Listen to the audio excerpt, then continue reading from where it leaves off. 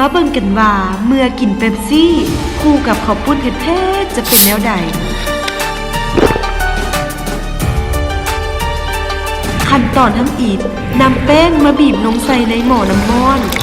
หลังจากนั้นเฮาก็มาปรุงแต่งรสชาติด้วยการใส่แป้งนัวลงไป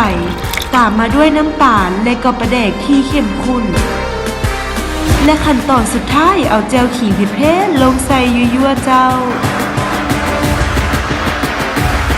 ใส่น้ำร้อนลงไปเพื่อให้วัตถุดิบที่เฮาปรุงเข้ากัน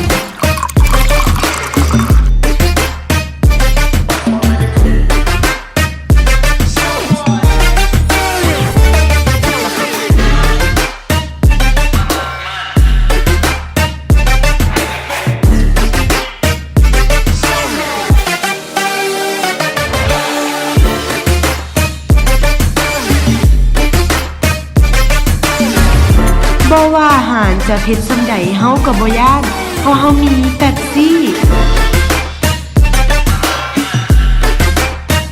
เต็มที่กับสิ่งที่มัก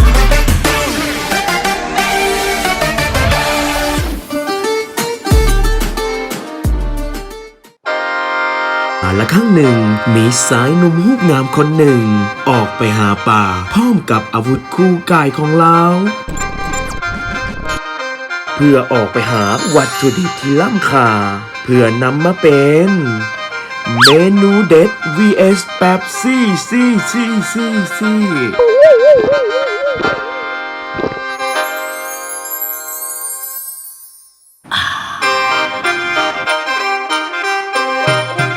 สายหนุ่มผู้กำย่ำบึกบืนเริ่มต้นใส่แหอาวุธคู่กายเพื่อวานตามล่าหาวัตถุดิบล้ำค่านั่นก็คือปลา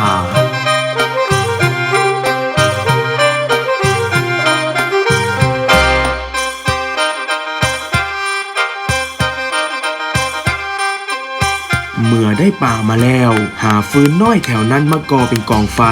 เพื่อเอาปลาไปปิ้งประกอบเป็นเมนูเด็ด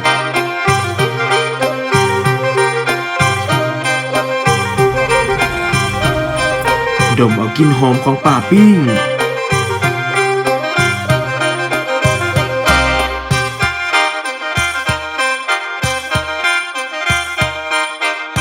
นำมาพันกับผักปลอดสารพิษจากธรรมชาติจ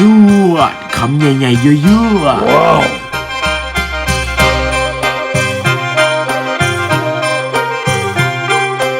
คุยแจวปลาแดกเผ็ดๆหอมๆใส่ข้าวปุ้นหมักเผ็ดและก็กินได้เล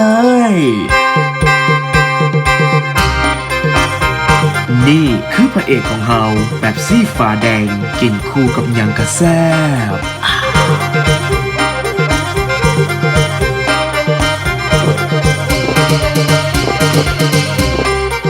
เอาอิ่มแล้วส่วนกันมาฟ้อนเอาบรรยากาศดีๆ